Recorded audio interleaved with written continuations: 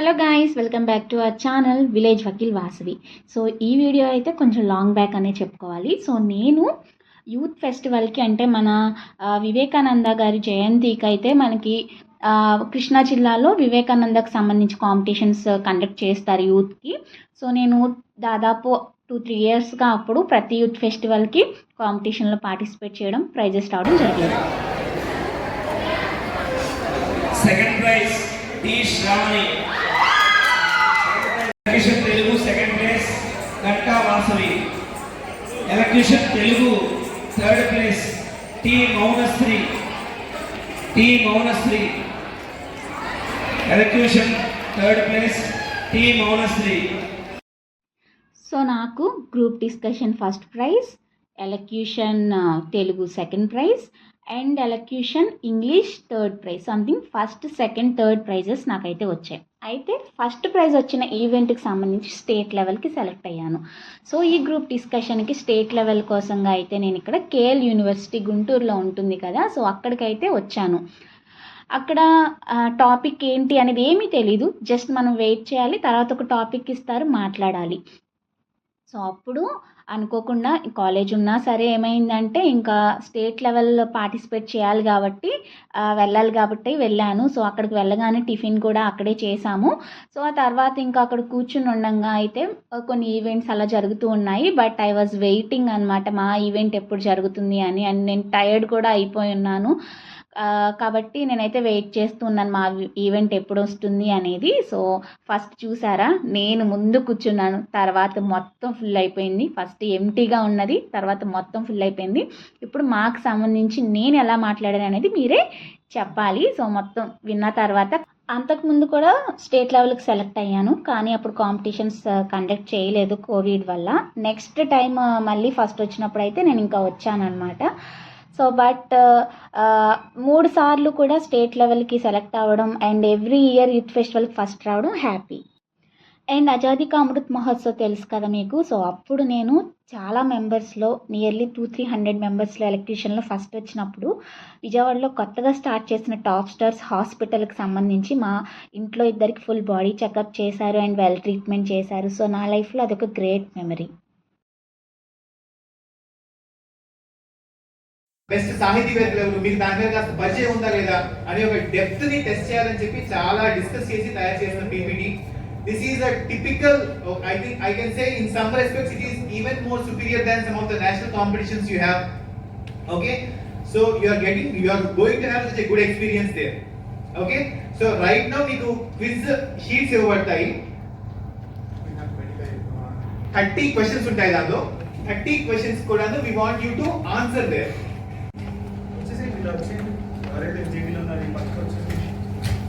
Nagadurga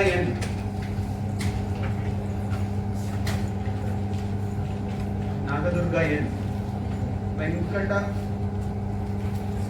Dasharatharama, number 7 P Venkatesh, Visakhapatnam. నేను కృష్ణా జిల్లా నుంచి వచ్చాను. ఇప్పుడు మనకి గ్రూప్ డిస్కషన్కి ఇచ్చిన అంశం యువత యొక్క పాత్ర అనేది రాజకీయాల్లో ఎలా ఉండాలి అని.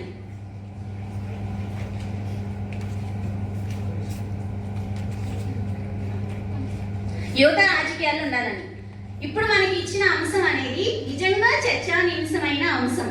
ఈ అంశాన్ని మాకు ఇచ్చినందుకు జడ్జెస్కి నా ధన్యవాదాలు. ముందుగా నేను కొన్ని అంశాలతో ఇక్కడికి వచ్చాను. 2004లో మన ఇండియాలో ఒక సెన్సస్ అనేది కండక్ట్ చేశారు. అక్కడ 50% మంది 30 సంవత్సరాల కన్నా తక్కువ ఉన్న యువత ఉన్నారని గుర్తించారు. కానీ అప్పుడు 6% యువత మాత్రమే రాజకీయాల్లో ఉంది. అంటే యువతకి అక్కడ రాజకీయాల పట్ల ఆసక్తి లేదు అనేది అయితే స్పష్టంగా కనిపిస్తుంది. అయితే మనకి ఇక్కడ చర్చకి ఇచ్చిన అంశం ఏంటంటే 45-50కి ఒక లిమిట్ అనేది పెట్టడం జరిగింది. నేను ఆ లిమిట్ ని సపోర్ట్ చేస్తున్నాను. ఎందుకంటే ఇప్పుడు మనకి ముందు వాళ్ళు యువతగా ఉన్నప్పుడే కదా, వాళ్ళు యువత వయసును దాటుకుని వెళ్ళిన తర్వాతే వాళ్ళు అవుతారు. సో వాళ్ళు తర్వాత ఏజ్ లిమిట్ అనేది క్రాస్ అవుతుంది కాబట్టి ముందు యువత చేస్తారు. వాళ్ళు ఎలాగో వాళ్ళ నుంచి ఎక్స్పీరియన్స్ పొందుతారు, తర్వాత వాళ్ళు తప్పుకుంటారు, మిగతా యువత అనేది ఇస్తారు. I totally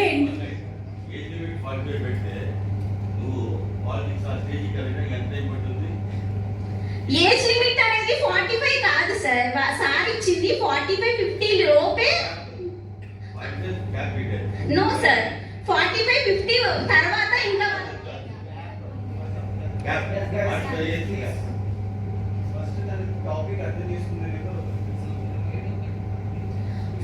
45-50 ఇయర్స్ తర్వాత వాళ్ళకి ఆ ఏజ్ దాటిన తర్వాత ఇంకా ఛాన్స్ ఉండకూడదు అనే కదా సార్ మీరు ఇచ్చింది. I correct?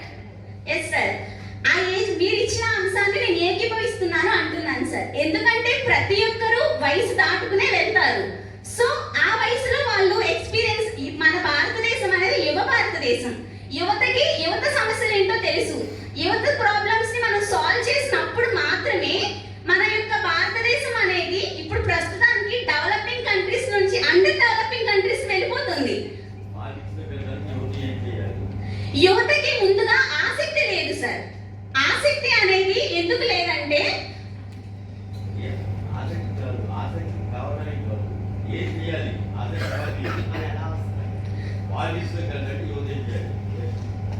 I totally endorse with your statements.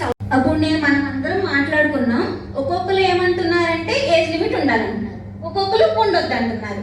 నేనేమంటానంటే 2014 సెన్సెస్ లో 50% యువత మన భారతదేశంలో ఉన్నప్పుడు ఓన్లీ 6% మాత్రమే యువత రాజకీయాల్లో ఉందని ఆ సెన్సెస్ లో చెప్పారు. ఇందాక 2009 అన్నారు మీరు. 2014 గానే అన్నాను సార్. 14 సెన్సస్ అయిందా? Yes sir. సెన్సస్ ఎప్పుడు అవుతుంది? 2014 అని చెప్పి గూగుల్లో నేను చూసాను. 91, 2011 ఓన్లీ అప్పుడే చదువుతుంది. Okay okay sorry for that. ఏదైనా ఆ సెన్సస్ జరిగినప్పుడు ఓన్లీ 6% ఉన్నారు అంటున్నారు. మనమందరం ఎందుకు ఈ ఏజ్ లిమిట్ లో ఉండకూడదు అనుకుంటున్నాం? ఏదైనా సరే మిక్స్డ్ బ్యాగ్ అనేది ఉండాలి. ఒక లా స్టూడెంట్ గా నేను హైకోర్టులో వాళ్ళు నన్ను ఒక విలేజ్ అనేది ఇచ్చారు, నాకు ఇచ్చి ప్రాబ్లమ్స్ అన్ని కనుక్కోమన్నారు. కానూరు విలేజ్ ఇచ్చారు విజయవాడలో.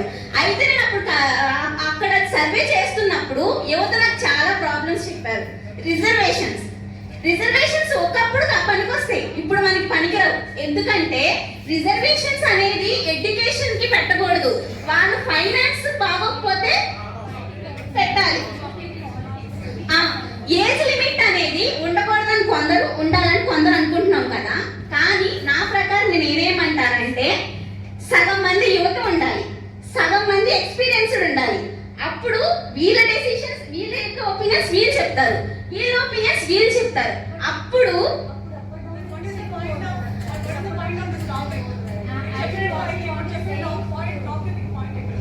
అదే కదా సార్ చెప్పింది. సార్ ఏం చెప్పారు? అగ్రీ చేయండి, డిసగ్రీ చేయండి అని చెప్పలేదు, మీ ఒపీనియన్ చెప్పండి అని అన్నారు. కాబట్టి ఎందుకని మనం ఈ 45 ఉండొచ్చు అనేది కాకుండా ఇద్దరు కనుక ఉన్నట్లయితే వీళ్ళ యొక్క ప్రాబ్లమ్స్ వీళ్ళు చెప్తారు. అది కాదు నాన్న ఇది చేయొచ్చు అని చెప్పి ఎక్స్పీరియన్స్ వాళ్ళు చెప్తారు. మన ఇంట్లో కూడా అంతే కదా, మన ఒపీనియన్ మనం చెప్తాం, పేరెంట్స్ చెప్తారు.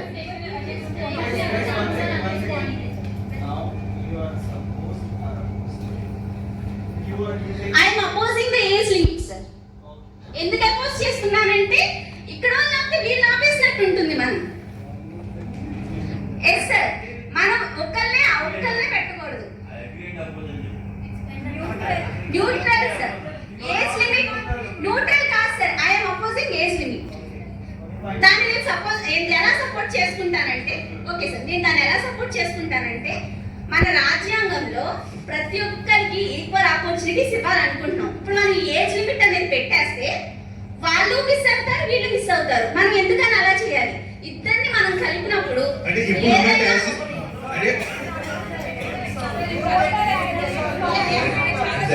అంటే ఇప్పుడు ఎలా ఉందో యాజ్ ఇట్ గా ఉంచిస్తే బెటర్ అనేది మీ ఒపీనియన్, అంతేనా? ఇప్పుడు ఎలా అయితే ఉందో అలానే ఉండిపోవాలి. ఇప్పుడు అలా లేదు కదా సార్, యూత్ ఎక్కువ మంది లేరు ఇప్పుడు. ఇద్దరు ఉన్నప్పుడు ఇప్పుడు కుటుంబంలో కూడా సార్ ఇద్దరు ఉండాలి. ఇద్దరు ఉండాలంటే మనకు రూల్ ఉండాలి కదా ఏదో ఒకటి. అది మనం దాన్ని ఇప్పుడు మనం తీసుకురావాలి సరే. యూత్ అనే వాళ్ళు 50% యూత్ ఉండాలి, 50% యంగర్ ఉండాలని చెప్పి మనం తీసుకురావాలని నేను అంటున్నా. ఎందుకు 50-50 అనుకుంటున్నారు? ఎందుకంటే సార్ ఎవరి ఒపీనియన్స్ ఎలా ఉంటాయో మనం చెప్పలేము, వాళ్ళని డిస్కరేజ్ చేయాలి. మీ వాళ్ళ నుండి ఇన్ఫర్మేషన్ తర్వాత క్విజ్ రిజల్ట్స్ అయితే వచ్చినాయి. కంప్లీట్ చేసేసి ఇది సిటీ అయిపోయిన తర్వాత మనకి ఇప్పుడు కూడా నేను చెప్తాను. ఇప్పుడు మనకి కుటుంబం ఉంటుంది. కుటుంబంలో పెద్దలు ఉంటారు, పిల్లలు కూడా ఉంటారు. కుటుంబం పెద్ద చెప్పిందే వినాలంటే వీళ్ళు ఎఫెక్ట్ అవుతారు. వీళ్ళు చెప్పిందే వీళ్ళు వదిలేస్తే వాళ్ళు చెడిపోయే మార్గం కూడా ఉంటుంది. పిల్లలు ఇప్పుడు ఒకటి చదువుతా అన్నప్పుడు నాన్న ఇది కాదని వాళ్ళు చెప్పినప్పుడు ఇద్దరు డెసిషన్ తీసుకుని నువ్వు ఇదే చదివే అంటే అక్కడ పెద్దలది ఎక్కువైపోద్ది. నేను ఇది చదువుతాను మీ మాట నేను విన్నంతే వేరు పడిపోద్ది. కానీ వాళ్ళు నేను ఇది చదువుతాను నాన్నగారు ఇది బాగుంటుందని చెప్పినప్పుడు నాన్నగారిని సాటిస్ఫై చేసి నాన్నగారు చెప్పిన యొక్క విలువల్ని తీసుకుని ఇద్దరు వెళ్ళినప్పుడు కుటుంబం బాగుంటుంది. అలాగే రాజకీయాల్లో కూడా లిమిట్స్ అనేది మనం పెట్టుకోవాలి.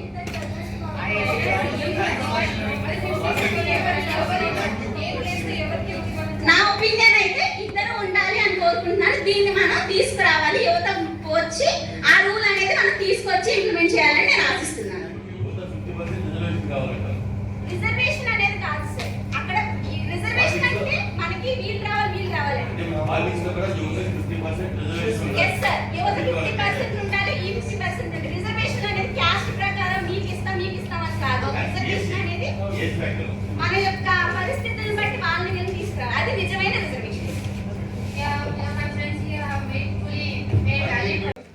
అందరికి ఉన్నారా? రెడీగా ఓకే.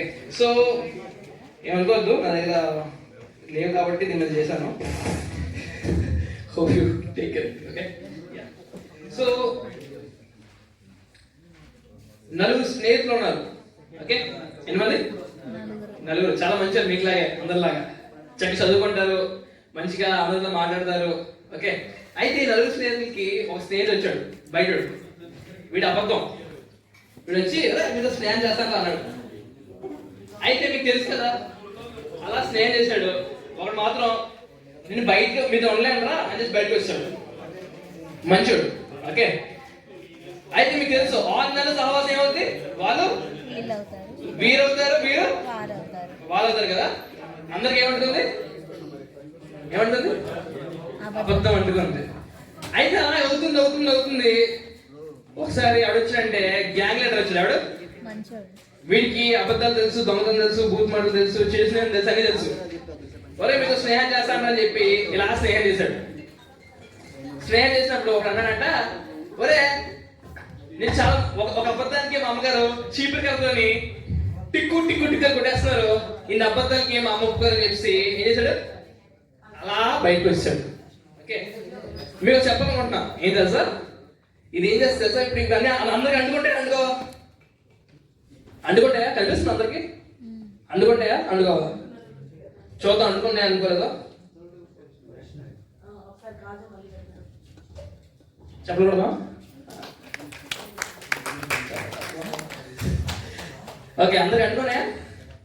ఫైనల్గా కాంపిటీషన్ ఇలా అయితే గడిచింది. నేను ఎలా పర్ఫామ్ చేశానని మీకు అనిపించిందో కమెంట్స్లో షేర్ చేయండి. అలాగే నేను అక్కడ చాలా ఎక్స్పీరియన్స్ అయితే చేశాను అని కూడా అనిపించింది. సో మీకు నచ్చిందని అనుకుంటున్నాను. Do like and subscribe. Bye bye.